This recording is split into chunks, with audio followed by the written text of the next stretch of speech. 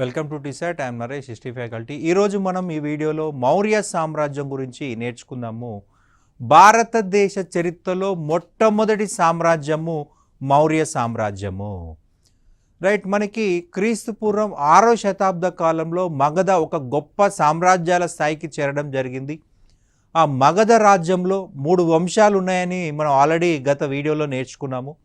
హర్యాంకా వంశము, శిశునాగా వంశము, నందా వంశం అని చెప్పేసి ధననందను ఓడించేసి చంపివేసి చంద్రగుప్త మౌర్యుడు మౌర్య సామ్రాజ్యాన్ని ప్రారంభించినట్టుగా మనము చదువుకుంటా ఉన్నాము. రైట్, మన భారతదేశ చరిత్రలో ఒక సువిశాల సామ్రాజ్యాన్ని ఏర్పాటు చేసిన రాజ్యము, పూర్తి భారతదేశాన్ని సమైక్యం చేసి పరిపాలించిన రాజులు మౌర్యులు. పూర్తి భారతదేశాన్ని సమైక్యం చేయడం జరిగింది. రైట్, వీళ్ళు మగధ రాజధానిగా పరిపాలించారు. వీరి రాజధాని పాటలీపుత్రము. రైట్, మనకి మౌర్యుల కాలంలో ప్రముఖ విద్యా కేంద్రం వచ్చేసి తక్షశిల. రైట్, తక్షశిల ప్రపంచ చరిత్రలోనే అత్యంత పురాతనమైనటువంటి విశ్వవిద్యాలయం అంటే తక్షశిల విశ్వవిద్యాలయం. క్రీస్తు పూర్వం 8 లేదా 7వ శతాబ్ద కాలంలో ఈ తక్షశిల విశ్వవిద్యాలయం ప్రారంభమైంది. ఈ తక్షశిల విశ్వవిద్యాలయం అనేది ఒక లౌకిక విశ్వవిద్యాలయము. లౌకిక అని ఎందుకు అంటున్నామంటే ఏ మతం గురించి ఇందులో బోధించలేదు. వైదిక మతం గురించి కానీ, బౌద్ధ మతం గురించి కానీ, జైన మతం గురించి కానీ ఇక్కడ బోధించలేదు. మరి ఏం బోధించారయ్యా అంటే మ్యాథమెటిక్స్, రైట్, మెడిసిన్, అలాగే తత్వశాస్త్రము, రైట్, లౌకిక అంశాలు మాత్రమే, మతానికి సంబంధించి కాని అంశాలు మాత్రమే బోధించారు. ఇందులో అనేక గొప్ప గొప్ప వాళ్ళు చదువుకోవడం జరిగింది. కౌటిల్యుడు, రైట్, చరకుడు, పాణిని, వీళ్ళంతా కూడా ప్రధానంగా చదువుకోవడం జరిగింది. రైట్, రాజభాష ప్రాకృతము, ప్రధానమైన లిపి బ్రాహ్మీ లిపి. బ్రాహ్మీ లిపి చూసినట్లయితే ఎడమన ప్రారంభించి కుడికి రాస్తారు. ఎడమ నుండి కుడికి రాయడం జరుగుతుంది. ఈ యొక్క బ్రాహ్మీ లిపిలో అధికార భాష రాజభాష ప్రాకృత భాష. వీరి కాలంలో హిందూ, బౌద్ధ, జైన, అజీవక మతాలు ఆదరణలో ఉండేవి. మౌర్యులు క్షత్రియ కులస్తులని బౌద్ధ జైన గ్రంథాలు చెప్తా ఉన్నాయి. బౌద్ధ జైన మతాలకు చెందిన గ్రంథాలు తెలియజేస్తూ ఉన్నాయి. మౌర్యులు శూద్ర కులానికి చెందిన వారని పురాణాలు తెలియజేస్తున్నాయి. మౌర్యులు దక్షిణ భారతదేశంలోని చోళ, చేర, పాండ్య అనే రాజ్యాలను మినహాయించి పూర్తి భారతదేశాన్ని పరిపాలించడం జరిగింది. ఉత్తరాన కాశ్మీర్, దక్షిణాన కావేరీ నది, తూర్పున బెంగాల్, పశ్చిమాన ఆఫ్ఘనిస్తాన్ వరకు సువిశాల ప్రాంతాన్ని ఈ యొక్క మౌర్యులు అనేవాళ్ళు పరిపాలించడం జరిగింది. కావేరీ నది కింద చోళ, చేర, పాండ్య అనేటువంటి రాజ్యాలు ఉన్నాయి. చోళ, చేర, పాండ్య రాజ్యాలు ఉన్నాయి. రైట్, వీళ్ళ యొక్క చరిత్ర అధ్యయనానికి మనకు 4 రకాల ఆధారాలు ఉన్నాయి: శాసనాలు, నాణములు, గ్రంథాలు, పురాణాలు. మొదట శాసనాలు పరిశీలించినట్లయితే భారతదేశంలో మొదటిసారిగా శాసనాలను జారీ చేసింది మౌర్యులే. అశోకుడు జారీ చేశాడు. 14 శిలాశాసనాలను జారీ చేశాడు. 3 గుహ శాసనాలను జారీ చేశాడు. 7 స్తంభ శాసనాలను జారీ చేశాడు. 284 లఘు శాసనాలని అశోకుడు ఇవ్వడం జరిగింది. అశోకుడు ప్రధానముగా తన శాసనాలలో ప్రాకృత భాషను ఉపయోగించాడు. బ్రాహ్మీ లిపిని అత్యధికంగా ఉపయోగించాడు. ప్రాకృత భాష భారతదేశంలో అత్యంత పురాతనమైన లిపి ఉన్న భాష ప్రాకృత భాష. లిపి ఉన్న ప్రకారం అని చెప్పాలి. మాట్లాడే ప్రకారం అయితే సంస్కృతము, లిపి అభివృద్ధి చెందిన ప్రకారం అయితే ప్రాకృతం అని చెప్పాలి. ఈ మొట్టమొదటిసారిగా ప్రాకృత భాషకు బ్రాహ్మీ లిపి అభివృద్ధి చెందింది. అశోకుడు కూడా తన శాసనాలలో ప్రాకృత భాషని, బ్రాహ్మీ లిపిని ఉపయోగించడం జరిగింది. ఇక నాణ్యాల విషయంకి వచ్చినట్లయితే మౌర్యులు వెండి, ఫనం, రాగి, మషక అనే నాణ్యాలను ముద్రించడం జరిగింది. రైట్, గ్రంథాలు, స్వదేశీ గ్రంథాలు ఉన్నాయి, విదేశీ గ్రంథాలు ఉన్నాయి. ఈ రెండు వీటి ద్వారా మనకి మౌర్య చరిత్రకు ఉపయోగపడతాయి. అండ్ స్వదేశీ గ్రంథాలు మొదట చూసినట్లయితే అర్థశాస్త్రము. అర్థశాస్త్రాన్ని కౌటిల్యుడు రాశాడు. ఈ కౌటిల్యుడినే మనము కౌటిల్యుడి యొక్క అసలు పేరు విష్ణుగుప్తుడు. రైట్, పరిపాలన మరియు రాజనీతి శాస్త్రాన్ని ఇందులో వివరించడం జరిగింది. మనకి అర్థశాస్త్రము దేని గురించి వివరిస్తుంది అంటాడు, రాజనీతి శాస్త్రం అనేది మనం పర్ఫెక్ట్గా గుర్తుపెట్టుకోవాల్సి ఉంటుంది. ముద్రా రాక్షసం విశాఖదత్తుడు. రైట్, మౌర్యులు హీన జాతికి చెందిన వాళ్ళు అంటున్నాడు. ముద్రా రాక్షసము అనేది ఒక నాటకము. ఈ నాటకాన్ని విశాఖదత్తుడు రాయడం జరిగింది. రైట్, ధననందుడు కౌటిల్యుణ్ణి అవమానించడం జరిగింది. సో అవమానించినందుకు గాను ప్రతీకారం కింద కౌటిల్యుడు చంద్రగుప్త మౌర్యకు యుద్ధ విద్యలు నేర్పించి చంద్రగుప్తుడు మౌర్యుడి సహాయంతో హత్య చేయించడం జరిగింది అని చెప్పేసి తెలుస్తూ ఉంది. చంద్రగుప్త మౌర్యుడు ధనందుని చంపేసి మౌర్య సామ్రాజ్యాన్ని స్టార్ట్ చేసినట్టుగా ఈ ముద్రా రాక్షసంలో విశాఖదత్తుడు అనే వ్యక్తి రాయడం జరిగింది. హర్ష చరిత్ర బాణుడు రాశాడండి. మౌర్యుల పతనం గురించి రాయడం జరిగింది. రైట్, పుష్యమిత్ర శుంగ అనే బ్రాహ్మణ సైనిక అధికారి రైట్, ఈ యొక్క మౌర్యులు బౌద్ధ జైన మతాలకు ప్రాధాన్యత ఇవ్వడం వల్ల రైట్ వీటిని నాశనం చేస్తేనే బ్రాహ్మణులకి మళ్ళీ అధికారం వస్తుంది, మళ్ళీ యజ్ఞయాగాలు చేయడం అవుతుందని చెప్పేసి పుష్యమిత్ర శుంగుడు బృహదత అనే చిట్ట చివరి రాజును చంపేసినట్లుగా హర్ష చరిత్రలో బాణుడు రాయడం జరిగింది. ఇక రాజతరంగిణి కలహనుడు రాశాడండి. భారతదేశ చరిత్రలో మొట్టమొదటి చరిత్రకారుడు అంటే కలహన అంటాం. భారత చరిత్ర పితామహుడు కలహన అని చెప్తాము. భారతదేశంలో చరిత్ర కోసమే రాయబడినటువంటి మొదటి గ్రంథము రాజతరంగిణి. రైట్, ఇతని ప్రకారము అశోకుడు శ్రీనగర్ను నిర్మించాడు అని గుర్తుపెట్టుకోవాల్సి ఉంటుంది. రాజతరంగిణి కలహనుడు రాశాడు. ఇందులో రాజులు కాశ్మీర్ రాజుల చరిత్రని వివరించడం జరిగింది. కాశ్మీర్ రాజుల చరిత్ర. రైట్, రాజతరంగిణి తరంగాలుగా. రైట్, సింపుల్గా మనకు అర్థం కావాలి అంటే రాజుల యొక్క ప్రవాహమే రాజతరంగిణి. రాజతరంగిణి అంటే అర్థము రాజుల యొక్క ప్రవాహము. కాశ్మీర్ రాజుల చరిత్ర. కాశ్మీర్ పుట్టిన దగ్గర నుంచి ఇతను నివసించినంత వరకు 11వ శతాబ్దం వరకు కూడా ఈ సమాచారాన్ని రాశాడు. అశోకుడు మౌర్య వంశం చెందిన వ్యక్తి. శ్రీనగర్ సిటీ, ప్రస్తుత జమ్మూ కాశ్మీర్ రాజధాని శ్రీనగర్ అంటాం. ఆ శ్రీనగర్ నిర్మించింది అశోకుడే అని చెప్పేసి మనకు రాయడం జరిగింది. పరిశిష్టి పర్వన్ హేమచంద్ర సూరి. రైట్, ఇతను శ్వేతాంబర దిగంబర అనే మత శాఖల గురించి రాయడం జరిగింది. రైట్, హేమచంద్ర సూరి చంద్రగుప్త మౌర్యుడి గురించి అతను సల్లేఖనం చేసినట్టు గురించి ఈ యొక్క పరిశిష్టి పర్వన్ గ్రంథంలో రాయడం జరిగింది. ఇక నెక్స్ట్ విదేశీ గ్రంథాలు. ఇండికా మెగసనీస్. రైట్, చంద్రగుప్త మౌర్య కాలంలో భారతదేశానికి వచ్చాడు. భారతదేశంలోని వివిధ పరిస్థితుల గురించి యొక్క గ్రంథంలో వివరించడం జరిగింది. భారతదేశంలో అసలు కరువులు లేవు అన్నాడు. కానీ మనం జైన మతం చెప్పేటప్పుడు చెప్పుకున్నాం.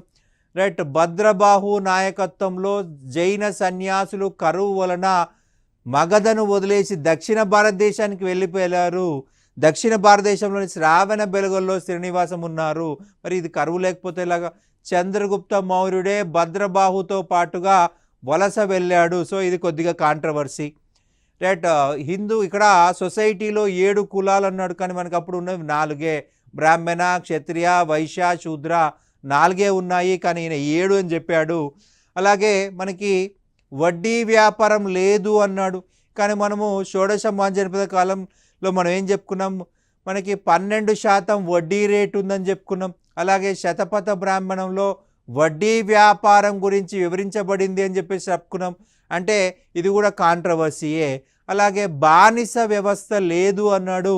కానీ మనకు వివిధ రకాల బానిసల గురించి అర్థశాస్త్రంలో ఉంది. సో ఇది కూడా కాంట్రవర్సీయే. కాకపోతే రోమన్ బానిసత్వం, పర్షియన్ బానిసత్వం, రైట్, యూరోపియన్ బానిసత్వంతో పోలిస్తే భారతదేశంలో బానిసత్వం లేనట్టే. మరి భారతదేశంలో ఎందుకంత తక్కువగా బానిసత్వం ఉంది అంటే మనకు అంటరానితనం ఉంది.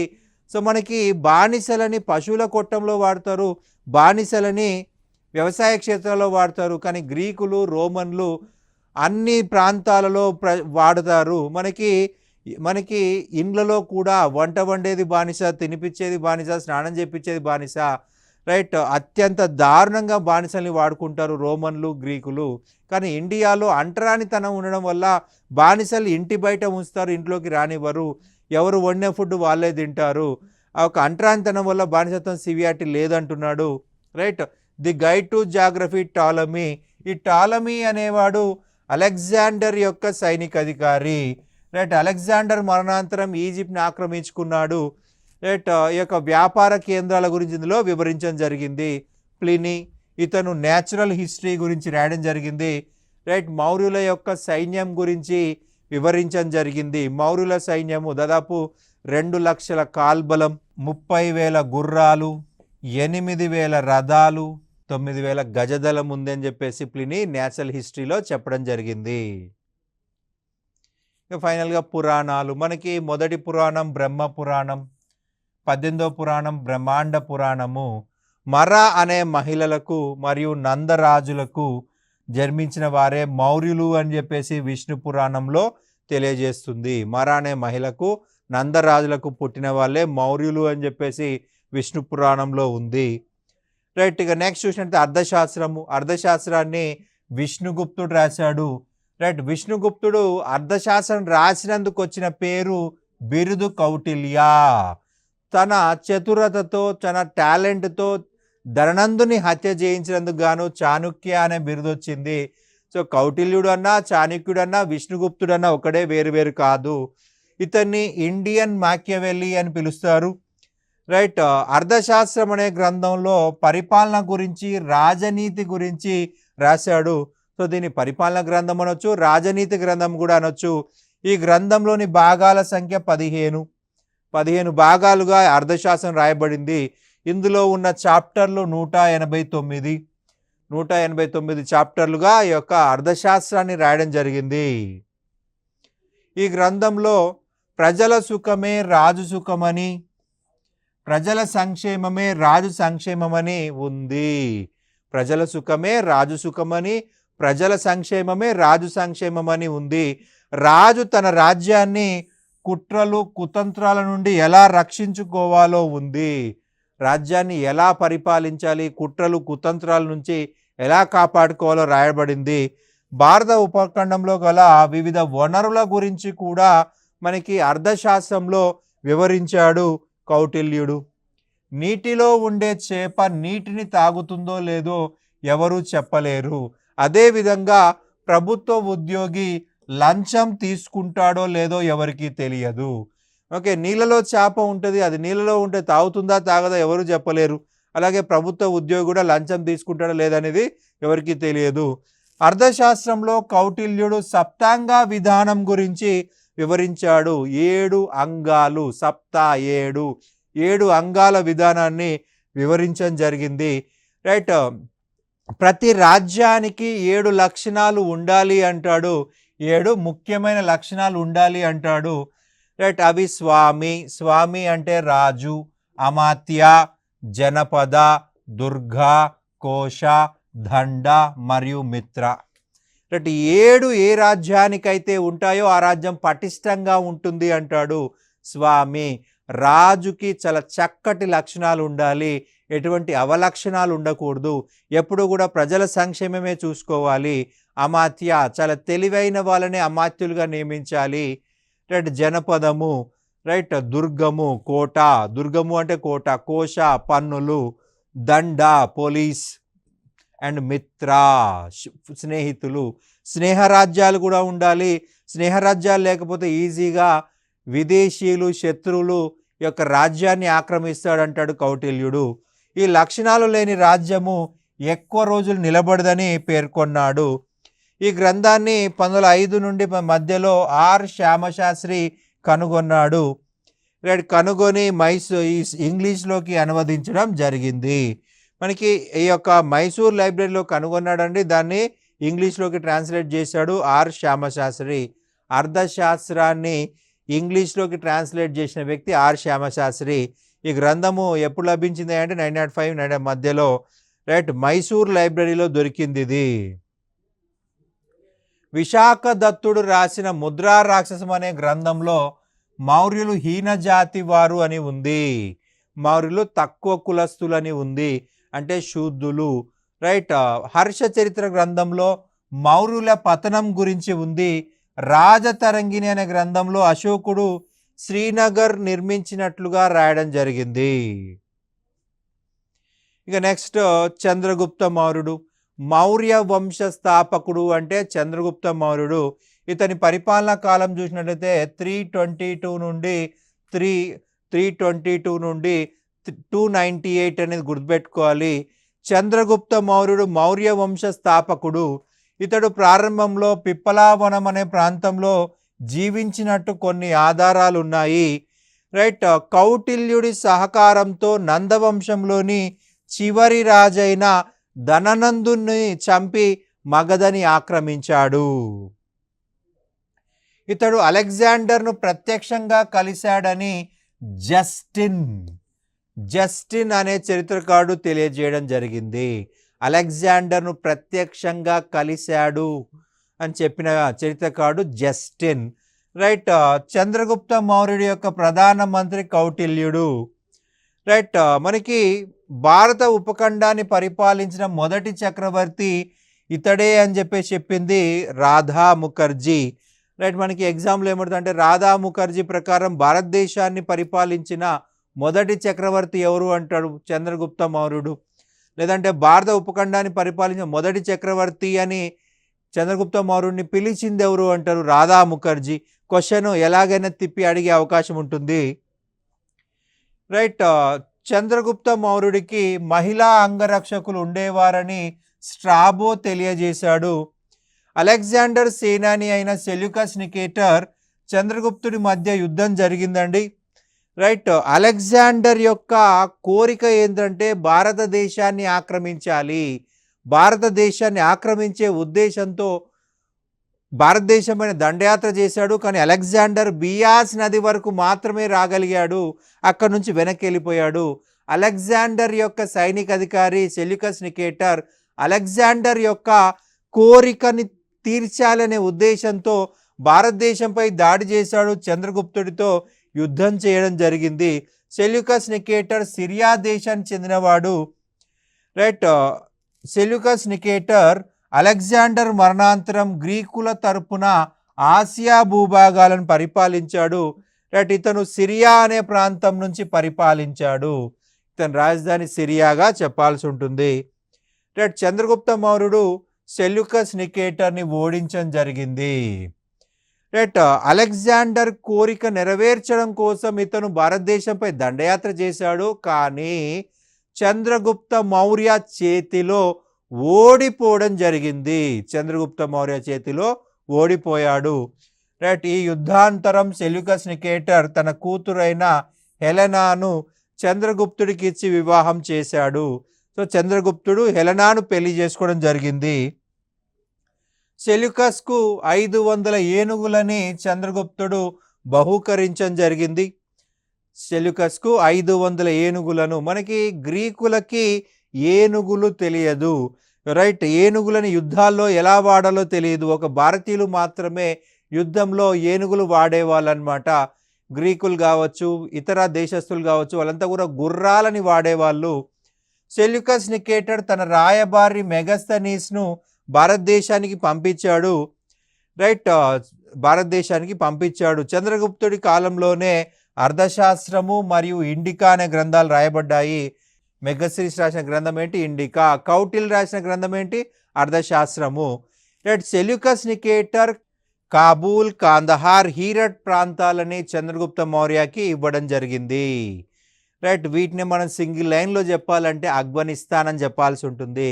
ఆఫ్ఘనిస్తాన్ భూభాగాలని మనకి ఈ యొక్క చంద్రగుప్తుడికి ఇచ్చినట్లుగా మనకు తెలుస్తూ ఉంది. ఇండికా. దీన్ని గ్రీకు భాషలో మెగస్తనీస్ రచించడం జరిగింది. ఈ గ్రంథంలో మౌర్యుల పరిపాలన గురించి, మౌర్యుల కాల పరిస్థితుల గురించి వివరించడం జరిగింది. భారతదేశంలో 7 కులాలు ఉన్నాయి అన్నాడు. 7 కులాలు ఉన్నాయి అన్నాడు. మనకి భారతదేశంలో ఎన్ని కులాలు ఉన్నాయి, జస్ట్ 4. బ్రాహ్మణ, క్షత్రియ, వైశ్య, శూద్ర. మరి ఈయనేమంటాడు 7 కులాలు. ఒక కాంట్రవర్సీ. పాటలీపుత్ర పరిపాలనకు 30 మంది సభ్యులతో కమిటీ ఉంది అని చెప్పేసి ఈ యొక్క గ్రంథంలో రాసుకున్నాడు. ఆంధ్రులకు 30 దుర్గాలు ఉన్నాయని చెప్పుకున్నాడు. రైట్, తెలుగు వారికి 30 దుర్గాలు ఉన్నాయన్నాడు. ఒక బలమైన సైన్యం ఉంది. ఈ బలమైన సైన్యం అనేది ఏ రోజైనా సునాయాసంగా ఉత్తర భారతదేశాన్ని ఆక్రమించగలదని చెప్పేసి చెప్పడం జరిగింది. అలాగే బానిసత్వము, కరువు కాటకాలు, దొంగతనము, వడ్డీ వ్యాపారము లేవు అని చెప్పేసి తెలియజేయడం జరిగింది. బానిసత్వం లేదు, కరువు కాటకాలు లేవు, దొంగతనం లేదు, వడ్డీ వ్యాపారం కూడా లేవు అని చెప్పేసి మెగస్తనీస్ తన గ్రంథంలో వివరించాడు. రైట్, అయితే స్ట్రాబో ఏమంటే మెగస్తనీస్ని అబద్ధాల కోరు అంటాడు. ఎందుకంటే కరువుని ఈ యొక్క స్ట్రాబో పరిశీలించాడు, వడ్డీ వ్యాపారం ఉంది, రైట్, దొంగతనాలు కూడా కనిపించాయి. సో కాబట్టి ఈయన చెప్పిందంతా అబద్ధమే అని చెప్పేసి కొద్దిగా ఎక్కువ చేసి చెప్పాడని చెప్పేసి అంటున్నాడు. చంద్రగుప్తుడి మౌర్యుడి కాలంలోనే మొదటి జైన సమావేశం జరిగింది. ఇతడు గుజరాత్లో సాగునీరు కోసమై సుదర్శన తటాకాన్ని నిర్మించాడు. గుజరాత్లో తాగు మరియు సాగునీటి సమస్య కోసము రైట్ సుదర్శన తటాకాన్ని నిర్మించాడు. సుదర్శన తటాకం గుజరాత్లోని గిర్నార్ కొండల్లో ఉంది.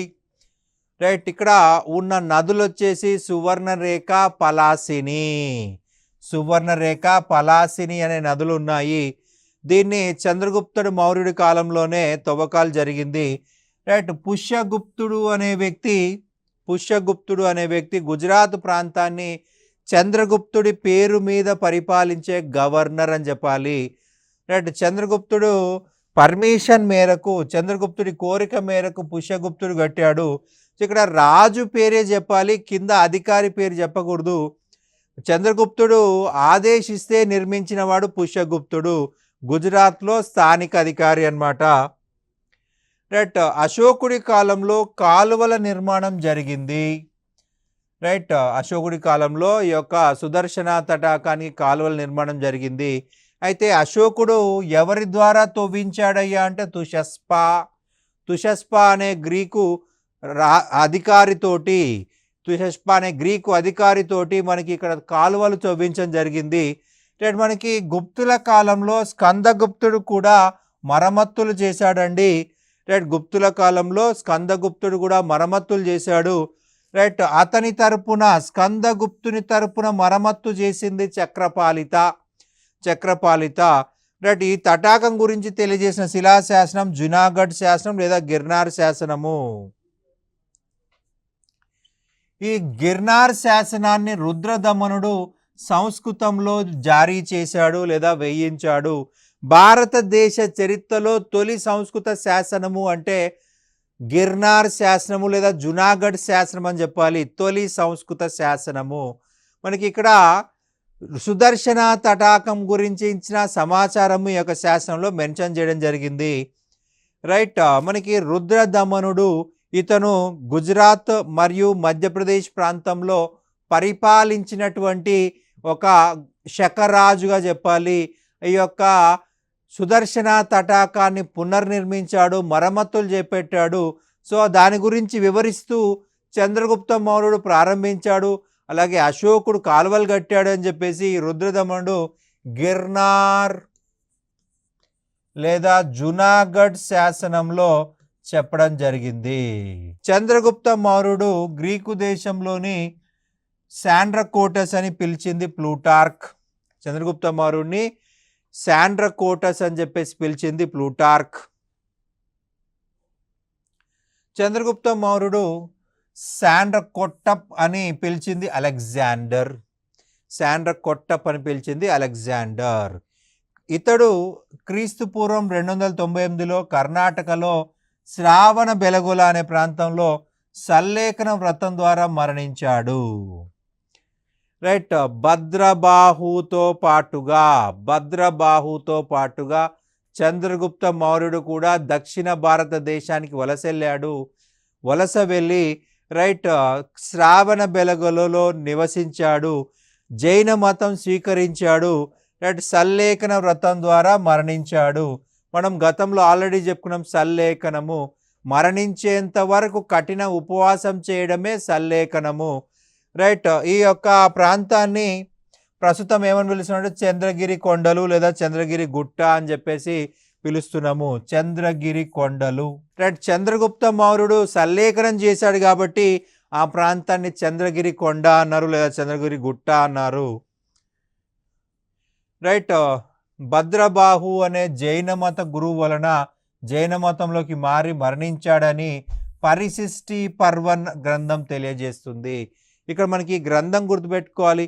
పరిశిష్టి పర్వన్ అనే గ్రంథము ప్రకారము భద్రబాహు అనే జైన మత గురువు వలన జైన మతంలోకి మారి రైట్ సల్లేఖనం చేసి చనిపోయాడు అని చెప్పి చెప్తా ఉన్నాము. ఈ పరిశిష్టి పర్వన్ గ్రంథం రాసింది ఎవరండి? మనం ఆల్రెడీ చెప్పుకున్నాం ఈ యొక్క చాప్టర్ ప్రారంభంలో. పరిశిష్టి పర్వన్ రైట్ మనకు రాసింది హేమచంద్ర సూరి. మరి ఒకసారి హేమచంద్ర సూరి అని గుర్తుపెట్టుకోవాలి. ఇందులో చంద్రగుప్త మౌర్యుడు కూడా సల్లేఖనం చేసి మరణించాడని రాసింది. నెక్స్ట్ బిందుసార. రైట్, 298 నుంచి 272 వరకు పరిపాలించడం జరిగింది. బిందుసార అసలు పేరు సింహసేన. రైట్, బిరుదు అమిత్రాగాత. బిరుదు వచ్చేసి అమిత్రాగాత. మిత్ర అంటే స్నేహితుడు, అమిత్ర అంటే శత్రువు. మిత్ర ఫ్రెండ్, అమిత్ర ఎనిమి. శత్రు విధ్వంసకుడు, శత్రువులని నాశనం చేసిన వాడు అని అర్థం వస్తుంది అమిత్రగాత అంటే. రైట్, ఇతడి కాలంలోనే పశ్చిమాసియా దేశాలతో మౌర్యులకి వర్తక సంబంధాలు ఏర్పడ్డాయి. పశ్చిమాసియా దేశాలతో మౌర్యులకు వర్తక సంబంధాలు ఏర్పడ్డాయి. బిందుసారుడు అజీవక మతాన్ని అనుసరించడం జరిగింది. అజీవక మతాన్ని పోషించడం జరిగింది. ఇతని ఆస్థానంలో పింగళి వత్స అనే అజీవక సన్యాసి జీవించేవాడు. రైట్, బిందుసారుడు సిరియా చక్రవర్తి అయిన యాంటియోకస్కు లేఖ రాస్తూ మధువు, అత్తిపండు, వేదాంతి కావాలని కోరాడు. రైట్, మనకి మధువు అంటే వైన్, రైట్, అత్తిపండు వేదాంతి. యాంటియోకస్ వేదాంతిని మినహాయించి మిగిలిన రెండింటిని ఇతడి కోసం పంపించడం జరిగింది. వేదాంతిని పంపించలేదు. ఇతడి కాలంలోనే తక్షశిలలో తిరుగుబాటు జరిగింది. ఈ తిరుగుబాటును అతని కుమారుడైన అశోకుడు అణిచివేయడం జరిగింది. అణిచివేశారు. రైట్, బిందుసారుడి మొదటి కుమారుడు సుసీమ. బిందుసారుడి మొదటి కుమారుడు సుసీమ. ఈ సుసీమకు వ్యతిరేకంగా తిరుగుబాటు ప్రారంభమైంది, కానీ ఈ తిరుగుబాటు విజయవంతం కాలేదు. రైట్, ఈ సుసీమ ఓడిపోయాడు. రైట్, సుసీమకు వ్యతిరేకంగా తిరుగుబాటు చేస్తే సుసీమ విఫలమైతే అతని తర్వాత అశోకుని పంపించారు. ఎవరయ్యా అశోకుడు అంటే బిందుసారుడు యొక్క మరి ఒక కుమారుడు. ఉజ్జయిని యొక్క గవర్నర్గా ఉన్నాడు. రైట్, ఇతని ప్రధానమంత్రి కల్లాటకుడు. కల్లాటకుడికే మరి ఒక పేరు రాధాగుప్తుడు, రాధాగుప్త. రైట్, అశోకుడు అణిచివేశాడు. సో ఆ చేయడానికి సపోర్ట్ చేసిన వ్యక్తి రాధాగుప్తుడు. ఇతని ఆస్థానానికి వచ్చిన సిరియా రాయబారి డైమాకస్.